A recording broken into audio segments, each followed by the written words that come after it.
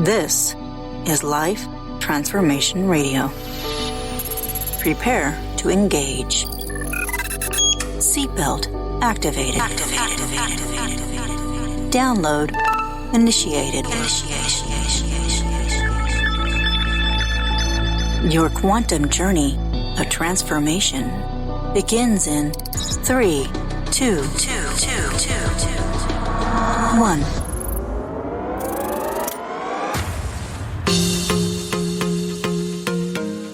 Welcome to Life Transformation Radio. Hi, I'm Rob Actis, best-selling author of The Law of Action, voice actor, business mindset coach, the podcast whisperer, and Mr. Action himself.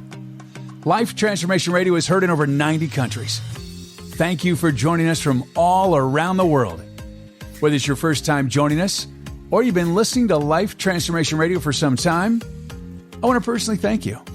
Here at Life Transformation Radio, we are committed to share more about real life, love, the power of positivity, romance, and of course, laughter. We care about helping others find their internal drive and purpose. We celebrate life's challenges and overcoming them. Please rate and review Life Transformation Radio on your favorite podcast platform. We so appreciate it.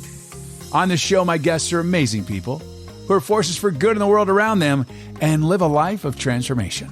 My guest today, well, he does just that. Today, Aleks, Sayin and I discuss how you belong anywhere you go, as long as you don't betray yourself.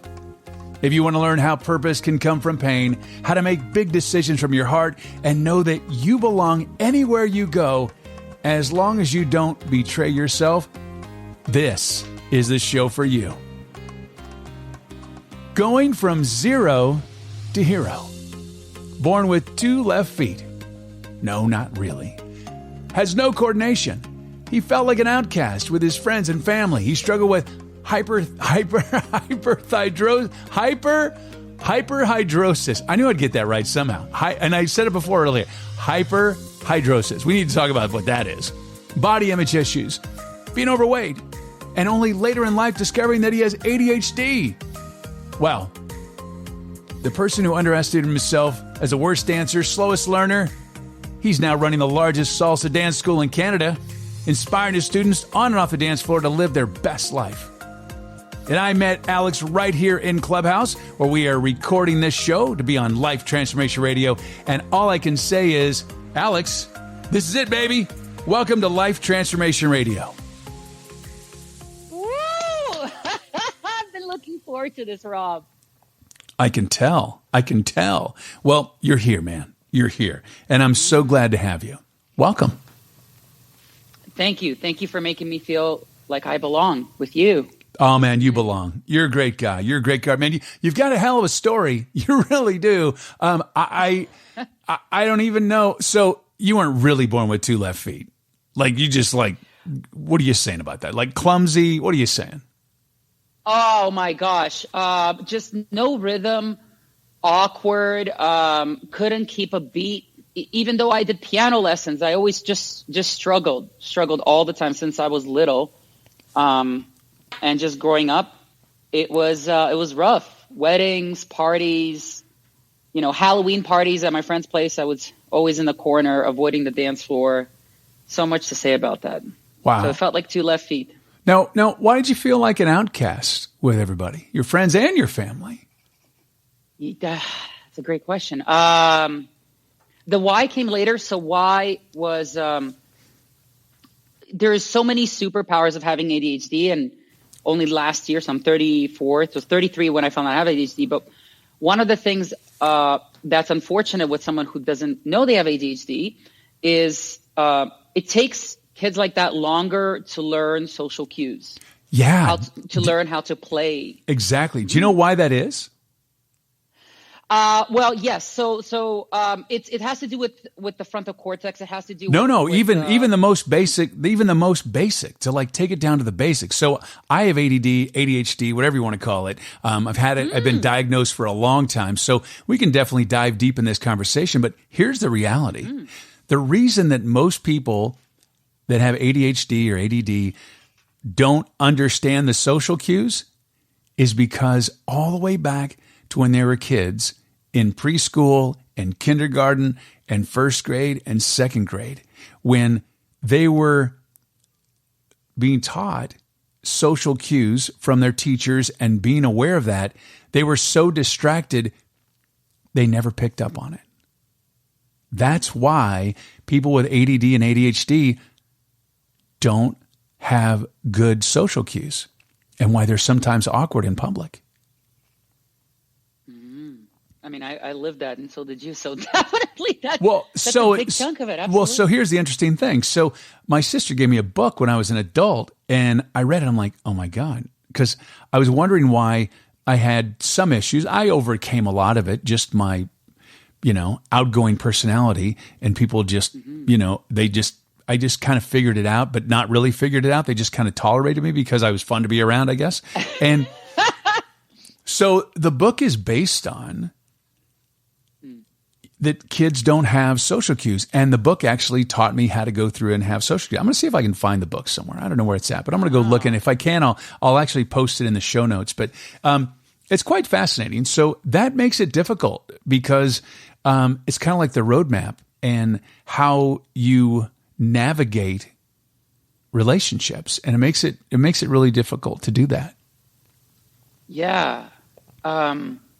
I remember one particular time. So I was around 13 years old, and I played with friends baseball, but quite often I always was just really sensitive to rejection. It's one of the ADHD things, right? Like just sensitivity. We're always looking for little cues where someone disapproves of us and we take it personally. As we become adults, we can mature in that. But I remember I was walking 13 years old. I was walking outside my high school, and I looked up in the sky. And I imagined myself being 90 years old alone. Oh, man. Like nobody's going to love me. And I started crying because I believed it. Yeah. That's not I always good. felt like I was an outsider looking in and I didn't have a place. Wow. Well, we can add even to that. So you had body image issues. Yeah. Like I was made fun of for my size. Did you ever watch that show or heard of it called Magic School Bus? I don't know if they had that in the States, but yeah, we have Magic School Bus. Yeah. Right. So I grew up on that, and so I remember my mom bought me this yellow coat, and it was like kind of big. And I remember my best friend in high school nicknamed the Magic School Bus because I was big and I had this puffy coat. And for like 2 years, people would call me that. Summer and not, it was rough. On top of the hyperhydrosis. Yeah. It's funny because the world today is so affected by words. And I used to get bullied when I was a little kid. And but it's interesting because I didn't really know it as much because I didn't know that I wasn't paying attention to the social cues of people actually bullying me. And I was just going to the beat of my own drummer. But my grandma taught me a long time ago, sticks and stones will break your bones, but names will never hurt you. And I just believed that. I didn't pay a lot of attention to it. And so I find it fascinating how today, especially, how words just annihilate people. People just want to be offended. And, I'm sorry that you felt that way. That it makes me sad. I used to see people picking on people when I was a little kid, and they'd make all these names, and people would make fun of me and, Rob the Slob. I was a chubby little kid that wore husky jeans and, whatever. But it didn't have a lot of an impact on me, but I do know that it had significant impact on people. Example, you. And I just never understood why people would want to hurt anybody else. I just never understood it. I wasn't the guy who, even though I was getting bullied, I never made fun of the other kids. And it was interesting because even today, and I see a movie and, I was watching this movie preview the other day, and it was a high school, and this kid was getting bullied, and they tripped him and he fell and he dropped his science project, and everybody laughed. And that's not funny. And I never really understood where people get off on people's pain. And so I'm really sorry that happened. And, how did you deal with that? Because it hurts. So I mean, listen, so much compassion is coming from you, Rob. I am I'm so just blessed to be on this call with you.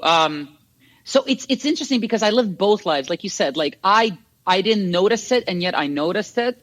I was always in the moment having fun. Yeah. And at the same time, it was in the back of my mind that I don't belong with them. Like I don't fit in. I'm the odd duck out. I always felt, kind of describe it as like, I felt like a donkey in a sea of horses. Like, but let me ask you a question. Did the donkey still hang out with the sea of horses? Yes. Okay. Unfortunately, yeah. Unfortunately, because love and belonging is what we starve for, and when we can't get it, we do fitting in, which is the opposite of belonging. You know what's interesting about that is that you will find if you go back and talk to the people that you were with in high school and that sea of horses, a lot of them felt the same way.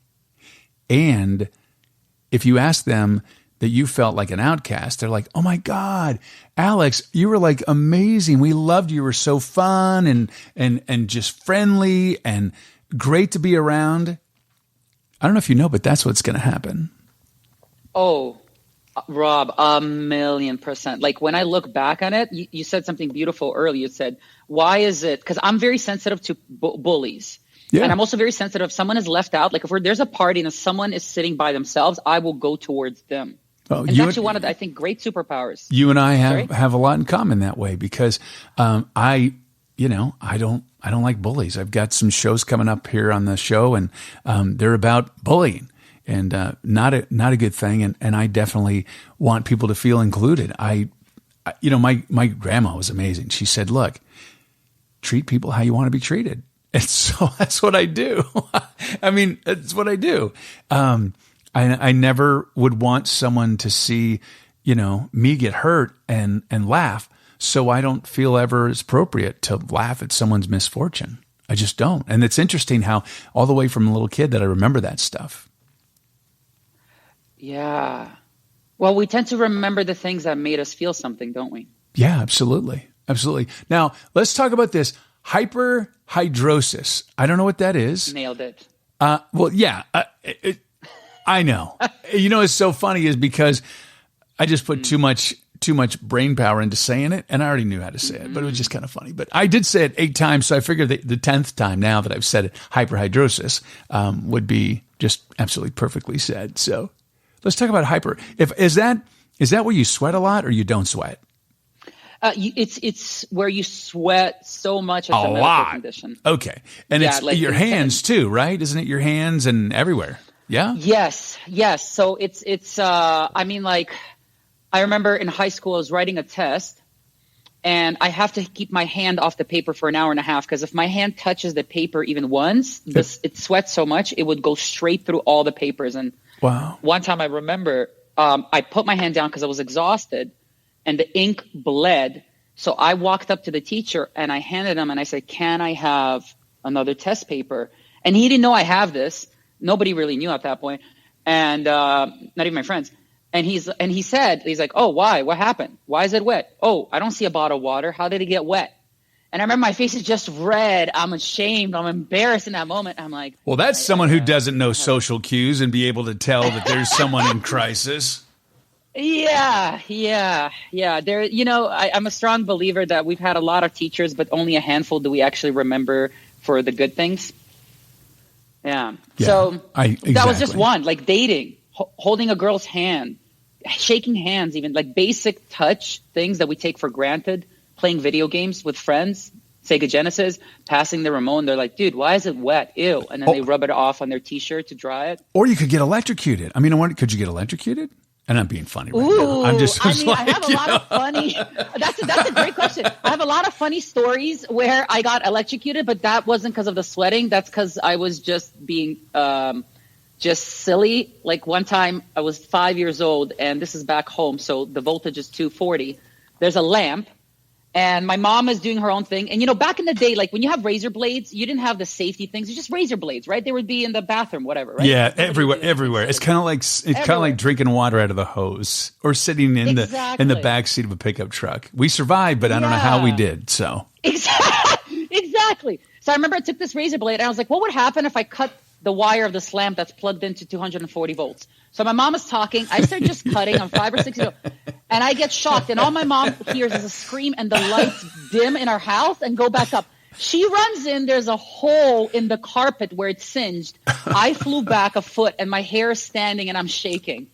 So I don't think that was the sweaty palms. I think that was just Yeah, no. that was just me. No, exactly. So let's see. And you're overweight. You had body image issues. You had hyperhydrosis. You had ADHD. You didn't know it. You didn't understand social cues. And you felt like an outcast with your friends and family growing up. Sounds like you just had a joyful childhood there, Aleks. I legit, though, it was all like self-caused. Yeah. Right? Like when I look back on it, like I had a blessed life, to be honest. But my turbulent growth and feeling like an outsider, it's what is it? Energy flows where attention goes. Absolutely.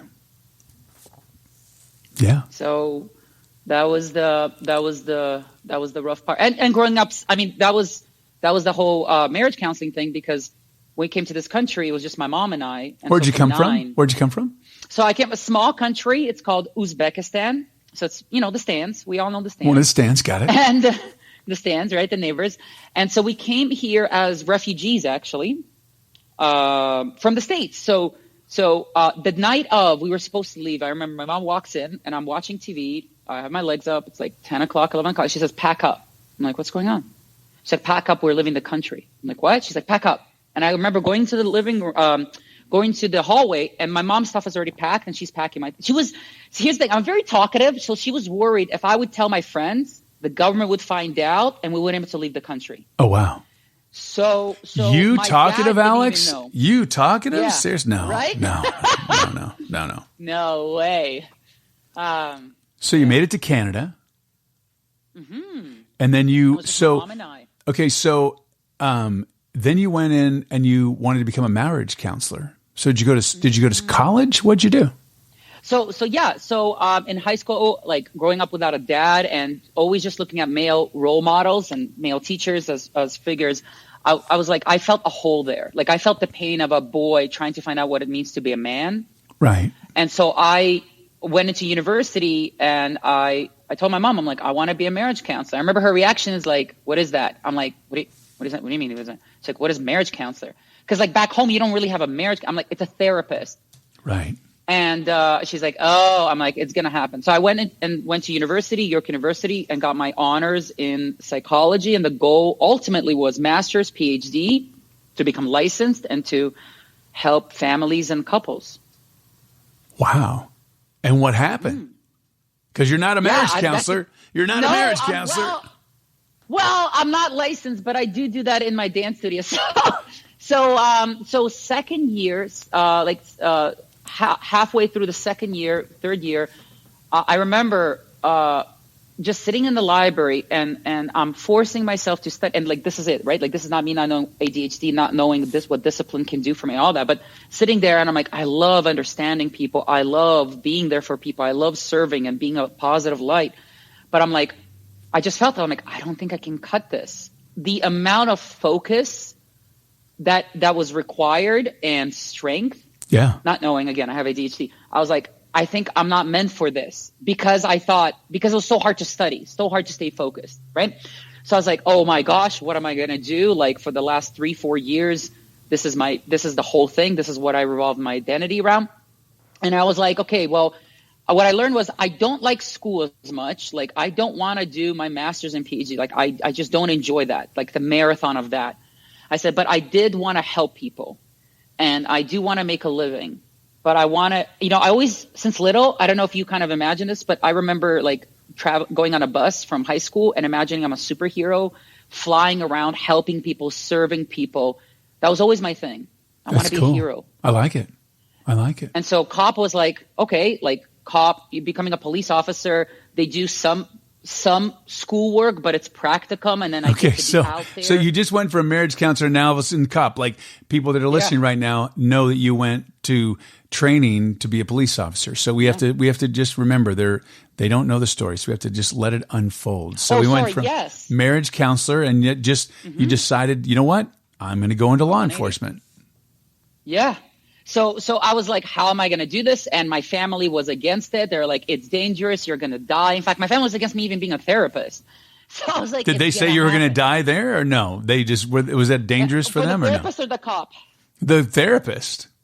Oh, well, so this is legit the conversation. And I love my mom, and she knew things. Like, she didn't know what ADHD was, but she knew that I was a very sensitive kid. Right. And I took things very emotionally, and energy deeply influenced me. You would has always influenced me, right? You would pick up on all the pain of your clients, and you would just be a wreck. Well, that's what her fear was, right? Like, that was her fear. And so I remember when she's like, you're not going to be a therapist. And I said to her, watch me. And for a year we argued. And I remember when I got into it, 6 months into it, my mom comes to me and she's like, thank you for not listening to me. I was like, what? That's awesome. Yeah. So did you actually become a marriage counselor? No. So I did my bachelor's in psychology, and I got out of there and I went to the path of being a cop. As soon as it clicked, I knew I wanted to finish my degree. Like, if I started, I want to finish it. Yeah. But as soon as I was out of university, I started training. I lost weight. I started to get in shape. I did all the practicum and the testing. And the process to become a police officer is you apply for it as a job. Right. And there was two paths. I can do 2-year police foundation college. But the problem was it's not guaranteed you'll even get hired. So I started to go to like different police stations. I interviewed police officers. I asked about their experience. Like, I really, I think one of the ADHD powers is when you obsess about something, you become an expert in it. Absolutely. Right? That's so I knew about their wages and everything. It's amazing. We don't even have to try. It just pulls us. Yeah, it's pretty. If we're engaged, we're all in. It's pretty amazing. Absolutely. Yeah. So, that's the thing about, with those initials, ADD, ADHD, I consider it a superpower. There's some negative things about it, but you can learn to work around it. You can get medicine. I'm not on medicine anymore. I have just really focused on processes and procedures to make my life effective. All right. So let's go back to you being a police officer. How did that go? Mm-hmm. So I started to do my testing, and the problem was, as I graduated from university, I have a bachelor's in psychology, but you can't do anything with a bachelor's in psychology. It's not a bachelor's in business. It's not a bachelor's in computer science. Right. So I needed to get a job. I'm like, I have to support my family. I want to give back. I have a massive student loan. So after speaking to a bunch of cops, they said, you need experience when you're applying to being a police officer. So I said, okay, why not just become a security guard? That's within the realm. I can make some money. And at the same time, right, like, I'll apply and wait for because sometimes you can wait 2 years before you hear back from them. That's the problem. Like, the hiring process isn't every week. It depends on the budget and depending on the government, how much money they say, okay, we need 30 more police officers. Let's open up the academy again, right? That's kind of the process. Right. Probably the same as where you are. Yeah. So no, go ahead. No, I was going to say, so I applied, and I remember I applied for security work, and I got rejected like from 20 of them because they kept saying, you don't have a security experience. And I'm like, I don't, this is why I'm here. Right? And I remember saying, I'll volunteer. They're like, what? I'm like, I don't care. I'll volunteer. Don't pay me. I'll do it for 2 months for free. And they're like, we can't do that. I'm like, well, you're not thinking big enough. I didn't say that out loud, obviously, right? It's all love. But so I finally got a job, and I started working as a security guard. And I was loving it. I was loving it because I was like, this is all leading me to becoming a police officer. Like, this is the next thing for me. Yeah. And about a year and a half into it, so my application is already set. I'm going to be hearing back from them. I already got an email, right? Like, we're going to start that process. And something clicked in me. I shouldn't be a police officer. It just snapped. And it's one of those things. It's like, it's a switch, right? Especially with ADHD and ADD, it's either it's on or it's off. Yeah. It's either gear 6 or you're in the pit, right? Like as a race car. Yep. And then, so I was lost. I'm like, are you kidding me? Because like, I've changed professions 2 major times, even though my family and friends, and at that point, my fiance was against me becoming a cop, right? Like all this. And I have nothing on my resume. I'm like, I'm in a hole. Yeah. So that was a really dark place. I remember, very uncomfortable and scary place. So like my identity. yeah. Yeah. So you went from not being a cop and then you dove into sales. What were you selling? The first one I hated it so much, was a debit machine. So when you go to a convenience store, when you tap on the debit machine, those little things, I do business door to door selling debit machines. Oh yeah. That's hard. I've done that. And with AD, you did debit machine? Are you serious, Rob? I did. I worked for American Express. Which was the company? I worked for American Express. I used to Express. Oh. Used to audit all the credit card terminals. That was my job. Make sure everybody had the signage and stuff, Yes, and especially with American Express, a lot of businesses turn that down because of the rates that they have to pay compared to MasterCard and Visa. Exactly, and it was actually 5%. Not to digress, but we both have ADHD, so we're just going to go ahead and go down this path. Do it. Let's do it. Yeah, so it was like 5%, and my job was to go into medical offices and get them to sign up. And I was one of the top enrollers of getting people to sign up for American Express merchant accounts. That was like, man, I was just like on fire. I just got it. It was amazing, and it was funny because. The credit card rates were a lot more for the American Express, but man, I enrolled them in the possibility of the people, that had money. Especially, I specialized in cosmetic procedures and plastic surgeons, and I got a lot of business, so it was kind of cool. But I digress. So, I could see you crushing that in that field, especially like just who you are, but that field, because the purchases are large, right? Like nobody's paying $20. They're paying hundreds, if not thousands of dollars. Yeah, it's a big deal. Big deal. Okay. So you got into it and how did it go? So I did, I did about 4 months of it, and I had my highs and lows, but it was rough because it was full commission. They don't pay you anything. Nope. And sometimes I'd be traveling 50 to 80 miles out of the city in my designated zip code, zip code for US, area code for us, right? But same thing anyway. Right. And so it was rough. So I was like, I can't keep doing this. And then I got out of it to work in a corporate sales where I really started to crush. And it's, what do they call it? ADP. So it's a massive corporation. Payroll company. Payroll company. That's right. I know. Yeah. So what I loved about it was just because I had to do relationships with banks and people. So relationships is my strength.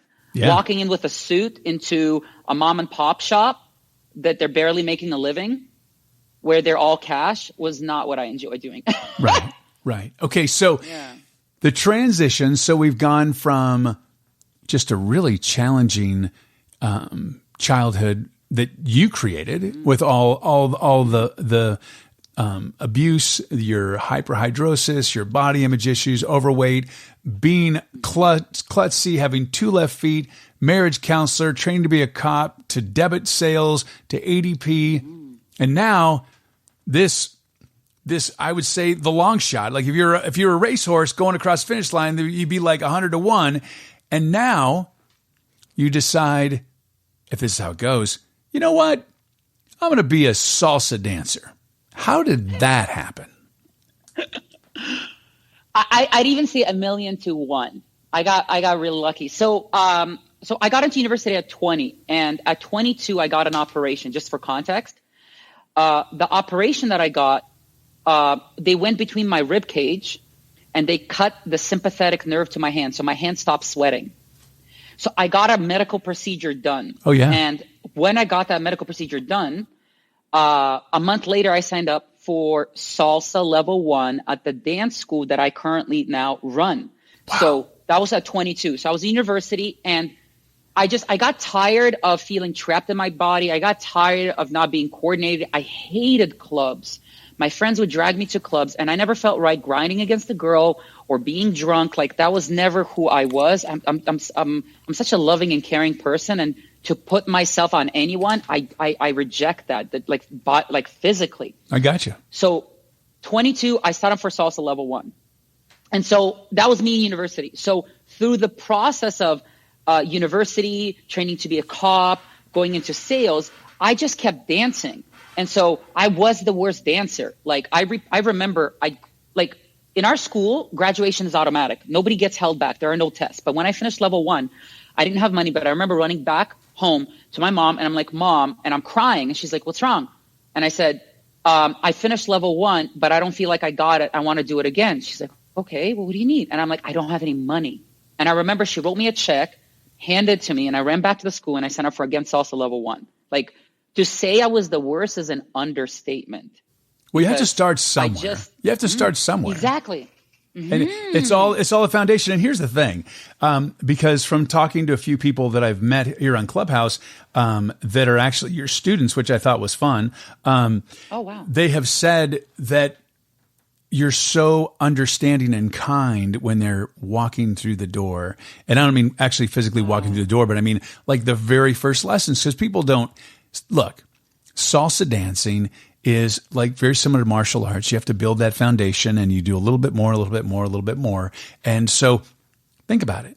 If you had not had all of this stuff in your life, and it would have been easy for you to become a salsa dancer, you would not be where you are today, because you wouldn't be able to really be empathic with people that are coming in to learn how to dance. You wouldn't be able to, let them know that it's okay that you don't know how to salsa dance, that you are there to teach them. Thank you. I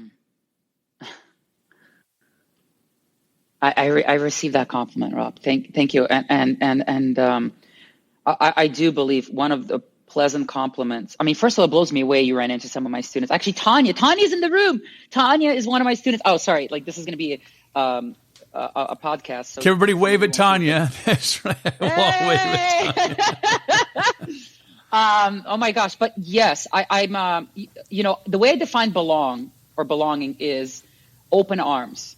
Yeah. As soon as you come in, have an energy of, hey, you're welcome here, whoever you are, no matter what. And then it's seek to understand, because just everybody's starving for that. Like, I never felt like I was understood. So because of that pain, I'd make an effort. And then validation. So when you mention that, it triggers me because it was hard and lonely when I was growing up and feeling like an outsider. And when I struggled through the dance, because I started at 23. For a guy who runs the largest dance school, starting at 23 is really late. Like, dancers start when they're 4 years old, 2 years, like, it's insane. And so one of the things that was a really beautiful gift, one of my students said, you teach us like a student. And that was so beautifully put. Yeah, that's great. Because I struggled with it. So I know where they will fall and I know how to support them. And often it's just compassion. That's wonderful. All right. So purpose comes from pain, as you say.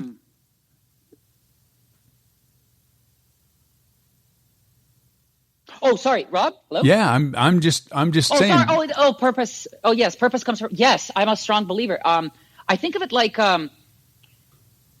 what drives me is a hunger of something I didn't get the way I needed it when I was younger, and when I learned what it was a couple of years ago, I get to channel that in a healthy way now, right? Because there's a lot of parts of my life where.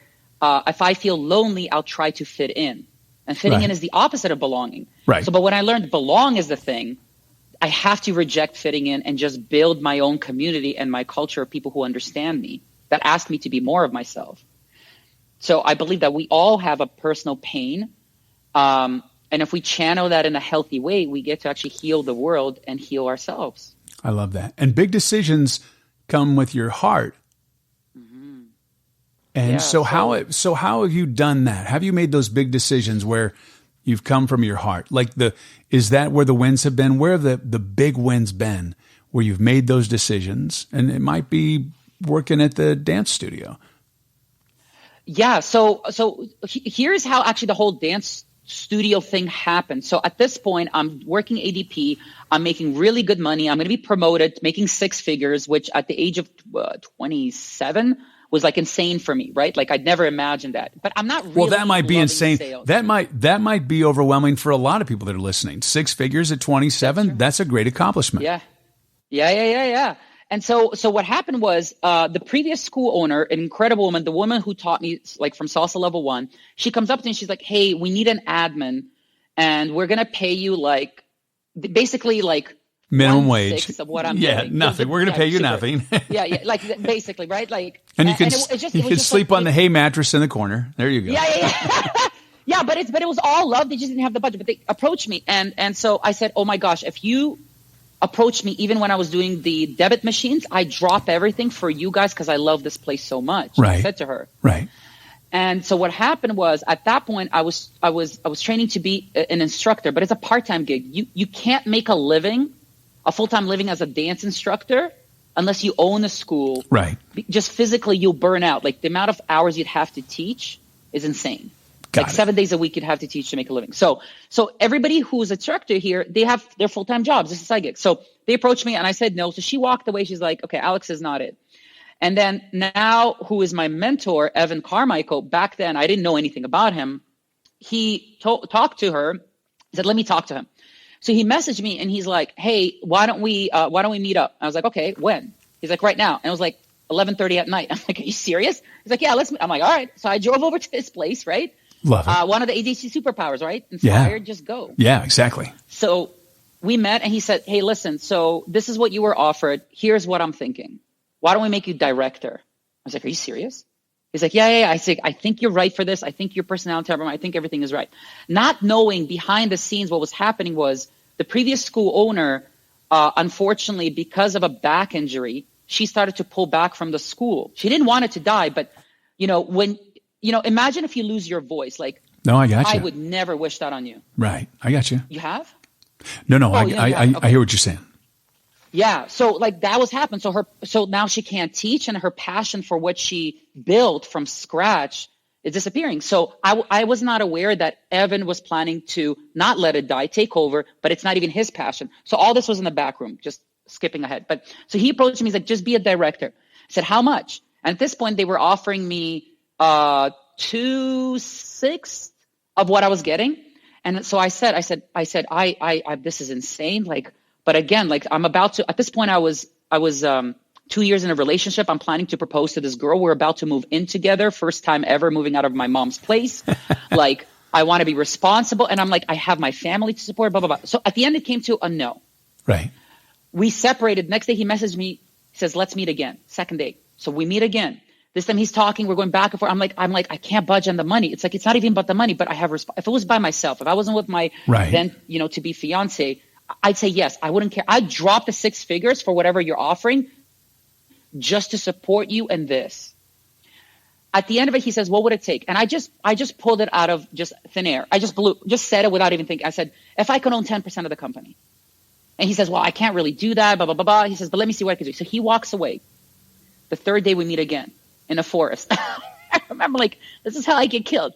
So we're going on this walk and he says, why don't we do this? The pay can't change right now. And honestly, he says, I'm going to be paying out of my own pocket. Not even the business. I'm going to pay out of my own pocket. He says, but I'm going to coach you and I'm going to support you. I'm going to train you to be an entrepreneur. We're going to build this business to a certain level and I will give you the business. I'll just give it to you. Wow. And I'm like, what? He's like, yeah. He's like, it's going to be a handshake. We're going to shake hands man to man. And this is it. Now I'm scared, but the money is still the thing. And so we go back and forth. And I remember after 2 hours, he got tired. He said, I've never tried to convince someone so hard that they're right for this. He's like, you're literally made for this. This is what you're meant to do with everything you stand for. And he said, I'm going to ask you one last time, but I need you to be honest. He says, what does your heart say? And I said, it doesn't matter what my heart says. I got to buy a couch. I got to buy it. He's like, stop. He says, what does your heart say? And I said, I really want to do this, but I'm scared, man. He says, okay, we'll figure it out. And we shook hands, and that was 7 years ago. And thank God I said yes. Wow. But that was that moment. Big decisions with your heart. And that's the moment of transformation of Aleks Sayin. Oh, my God. That was incredible. What a ride, man. What a ride. Thank you. Aleks, thanks for being here today on Life Transformation Radio. It happened, man. It happened. I told you it happened. Thank you, Rob. You're welcome. You're Thank amazing. you for honoring me. Thank you for bringing me to the space. I'm tearing up right now just thinking about that. Oh, you're a great guy. Hey, if you want to learn about salsa dancing and converse with Aleks, just head over to TorontoDanceSalsa.ca. You can also hit him on Instagram at Toronto Dance Salsa. Oh, Twitter too at Toronto Salsa. And right here on Clubhouse. Thank you so much, Rob. Thank you for reminding me. Absolutely, dude. Thanks for being here. And thank you so much for being here. Really appreciate it. Taking time out of your busy and precious day to listen to me. And of course, Aleks. We so appreciate it. Thank you for allowing me, along with my very special guest, Aleks Sayin, to touch your heart, move your soul, and inspire you to live a life of transformation. I'm Rob Actis. Until next time. This is Life Transformation Radio. Download complete.